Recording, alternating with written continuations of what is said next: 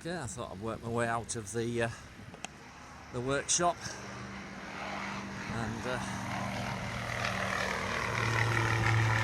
you can see, a few aeroplanes coming in today. The weather's not great, bit of a low cloud base, but we are getting some guys in. A few have arrived just there, as you can see, and if that cloud base lifts, there'll probably be a few more coming. Let's hope, let's hope. I'd say if you're not doing anything Grimsby, come down and have a look at us. Okay, as you can see, we've not got just aeroplanes here. There's the old Bloodhound there, as you can see, all being polished up for today, and a few classic cars come in. I should have come in mine if I had any sense. Lovely Bentley there. I believe that belonged to Douglas Bader, this one, so it was a beautiful machine. Nice lorry, Ford lorry. I've not seen this one before. Quite cool. And Reliant. Is that the Scimitar? No, it's not the Scimitar. I don't know that Reliant. It's got 4 wheels. That's unusual. And nice little Mazda there. And a few little stalls. It's just a nice little earner for the flying club, hopefully. And a few more aircraft hiding under the trees there. So yeah, it's starting to liven up a bit. I thought I'd show you this one. This, in fine Blue Peter fashion, is one I made earlier. This is a Hellraiser Sonex that Lee and I built. Must be just starting it, getting on for 10 years ago now, I would think. But she's a beaut. 10,000 rivets in this one, so we did get quite used to riveting, hence the process, as you can see on the Nieuport, is not new to me. We thought we'd make it, after spending 2.5 years building her, we thought we'd want people to notice, so as you can see, she's got a personalised registration and a picture of me on the tail. Certainly how I feel this morning after coming in at 2 o'clock this morning after a wild gig in North Yorkshire. So yeah, if I turn the camera around you won't be able to tell the difference. And, so this is a very different machine from the one I'm building. This one is 200 miles an hour, fully aerobatic, and a lovely thing to fly, I must admit. Love the Sonex, she's great. Okay, back at Northcoates for the Nieuport 11 build, still working on the fuselage. I did post the first couple of videos on YouTube a couple of days ago, and some people have even looked at them, so that was quite interesting for me to see that there was a little bit of interest. Even got some subscribers. Lots of friends gave me a bit of advice, maybe get a new microphone or something to get some consistency in the sound quality, but we'll see how it goes on. I'm certainly much happier building the aeroplane than I am videoing the fact that I'm doing it. My daughter did ring me with some very helpful advice. She did say, stop being so bloody boring, Dad, so I shall attempt to be less boring in future. I could maybe do a song and dance routine as I'm riveting or something like that. So, also learning a few new phrases, like and subscribe, I believe is what I'm supposed to say. So go ahead, like and subscribe. And any other comments, put in the space below, I believe there is, to do that, so go for it. I'll get back onto building the Nieuport and keep you informed with what's going on. Cheers. Okay, so the next phase of the plan, we've taken the fuselage side that I've already built, placed it on the bench upside down, and then blocked it out, and hopefully, as well as marking around it, you can see that I've marked around it all as well, and then all blocked out, and the theory that I can put the other pieces that I've cut and they will all drop together and fit in amongst those blocks. So next thing I'll do is take this off the bench, if I can get it off because it's tightly fitted, and we'll go from there. So that bit came off quite easy, and now you can see the finished piece in all its glory. It's looking quite nice. I'm quite pleased with the fit. Most places it looks pretty neat, I'm thinking. Quite a nice job. Still needs cleaning up.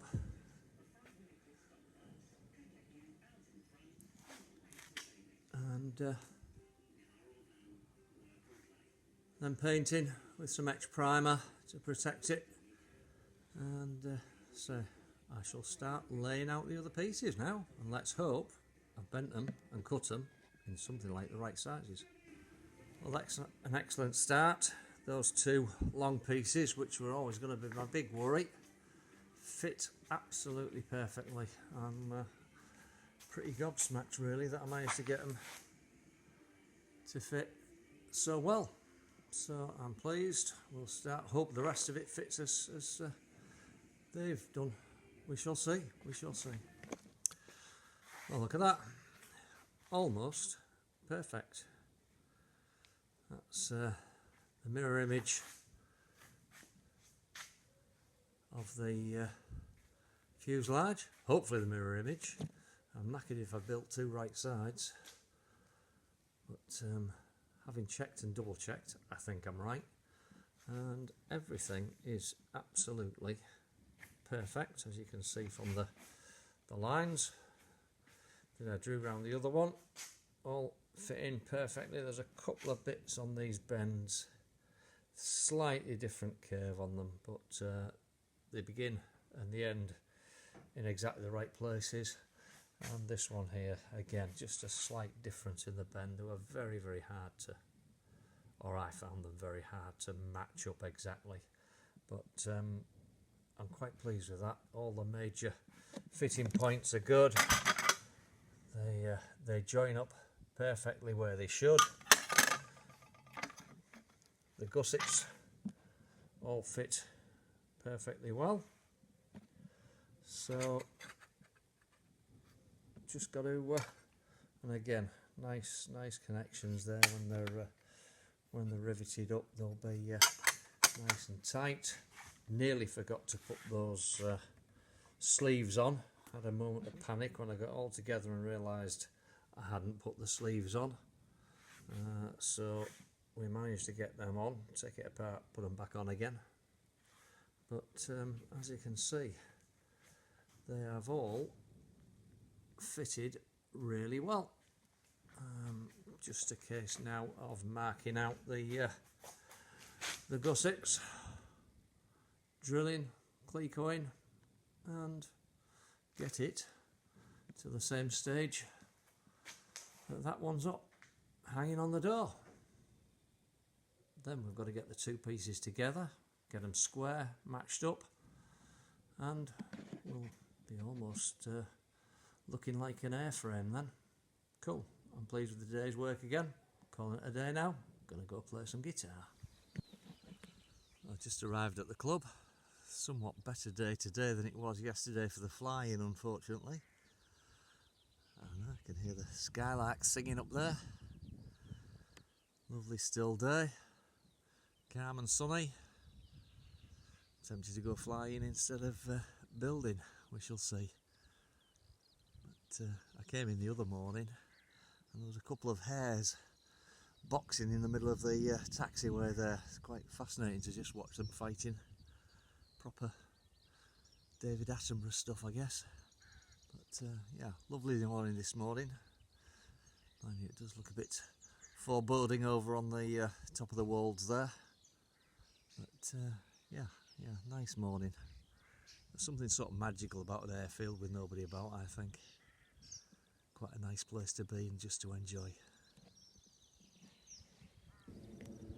Okay, I've decided it's too damn nice to just work in a cold and dark workshop, so I'm going to go for a half hour or quarter of an hour spin in my lovely Sonex.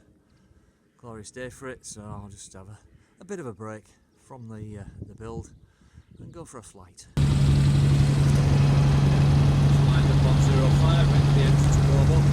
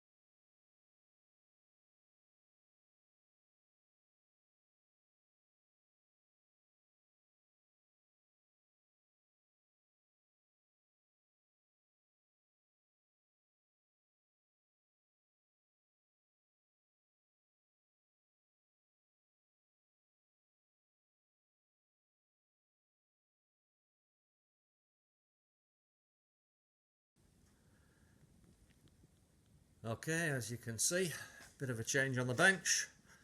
I've finished the other side of the fuselage. I'm just checking my measurements, and as you can see, it all looks pretty good. Got to sort this tail out yet. I don't quite know whether I've done the right thing fixing that tail post on, but it all looks pretty good. There's tolerances in a couple of places that are sort of very small tolerances, but to be honest, I've just measured with the T-square, and those are absolutely exact. I think there's less than a quarter of a millimetre out of them, so I'm more than pleased with that. Of the two pieces, and that's where this is where the cabane struts will go. This is the top of the fuselage, and where the upper wing is attached to those 2 points, and that's the bottom of the airframe, and that's where the undercarriage will attach, rear and front attachments there. So got to clear the bench, get rid of my piece of paper, new sheet of paper on there. I've got to bend these have got to be bent at 90 degrees because they are going to go onto the top and the bottom of the airframe. But yeah, pleased with the results. No problems to talk about really. There is just that slightly annoying bit there. I don't know whether you can make that out, but that bend just here is slightly out. Again, the ends are perfect where they meet, and the same with this one, just slight difference in the bend, but as they're going to be on different sides of the fuselage, you're not going to be able to notice when you're actually sat in it or see it from either side. So just a slight frustration. My OCD is pinging a bit with that, but never mind. You know, aim for perfection, settle for something a little less. That was the philosophy for today. Okay, and I'll get this bit cleaned up and get the bench cleaned down, ready for the next phase. Okay, as you can see, another clean bench, all cleaned down, nice new sheet of paper, so I can start the next phase, which will be putting the two pieces together. We've got to lay them on the backs. As you can see them on the wall there, that's pretty much the way they are now. They'll be laid on the backs and blocked up the correct distance apart, which I have no idea what that is until I check. And then we shall put a centre line down the middle of this the bench and start from there. I'm just contemplating spraying these halves before I put the other bits together. I think I might do that. It's an awful lot to spray when it's all in one piece, so I think if I do it as I get each piece done, I don't know whether you can see on this one, I have actually bent those gussets over now, so and they've got quite nice. I did use a block of wood, so I've got a nice tight bend against the pipe. I've only done one side at the minute, but if I remember, I'll just show a little bit of video of me doing that. It's just straightforward, but a good solid block of wood. And again, more brute strength and ignorance, which seems to be my forte. So I don't know which I'm best at, the brute strength or just the ignorance.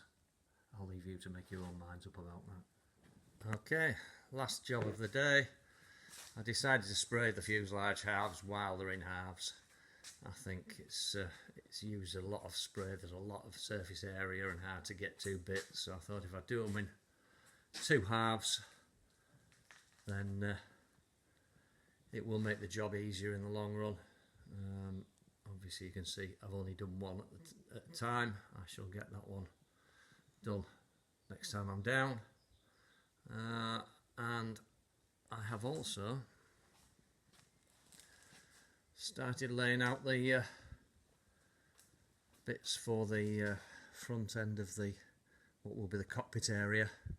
You build it upside down because that's the flattest surface. As you can see,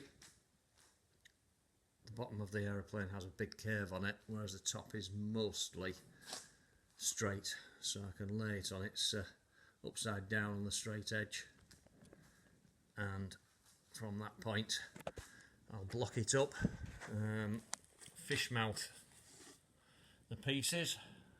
As you can see, I've started one there just to make sure that they're okay. So that fish mouth will go onto the tube, but obviously onto the large one over there, and this will then fit in the marks, which are, as you can see, 26 3/4 inches apart, and that will go like that. I've got to do the same at the other end to that distance, but of course it's the full width of it, so it's going to need to be a touch shorter because the outside of the frame is going to be at 26 3/4 inches. So obviously it's an American kit, so everything's in inches. I do transpose them to metric occasionally when it's easy to do the sums, but yeah, another good day. Nice to, I like to see, I do like to see a clean bench. Makes me feel I'm getting somewhere. And I'll just leave this half to dry. I'll flip it over and just make sure I haven't missed any bits on the other side, and then call it a day. I'll be down next time. So from the Nieuport 11 build, we're getting on with it slowly. So I did find a piece of video of me bending some of these aluminium tubes. It's the thin tube for the elevator, just to show it's basically brute force and ignorance that does it. But the video ends a bit abruptly, but I'll put it on here and you can see how the process works.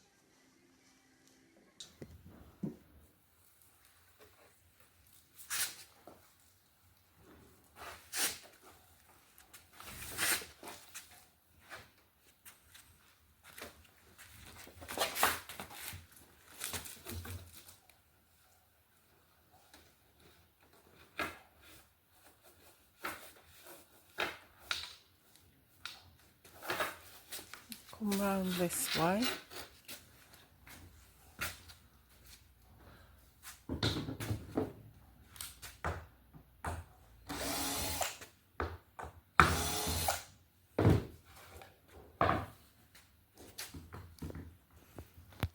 So what are the wooden bits for, Tim? Sorry? The wooden bits. The circles. Wooden folders, yeah. Are for bending the metal round.